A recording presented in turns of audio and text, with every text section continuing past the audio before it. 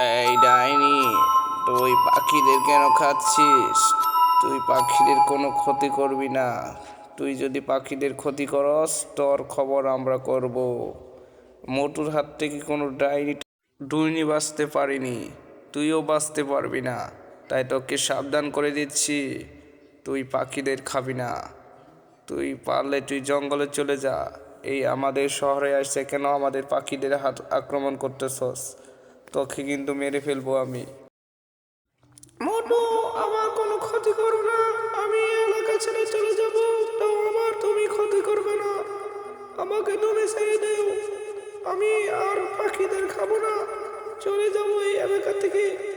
আমি এই জঙ্গলে চলে যাব, জঙ্গল যে পশু পাখি খাবো, তাও এখানে আমি তোমার এই এলাকার পাখিদের আমি খাবো না। যা, তোকে সাবধান করেছি। তুই যদি চলে যাস তোর কোনো ক্ষতি করবো না, আর তুই যদি থাকস তোর ক্ষতি করবো। তাই তুই এখন চলে যা এখান থেকে। তোকে সাবধান করেছিলাম, তুই এখন চলে যাবি। এখনই চলে যাবি না, যদি চলে যাস তাহলে তোকে কিন্তু মেরে ফেলবো আমি। তাই তুই এলাকাতে চলে যা, কোনো পাখি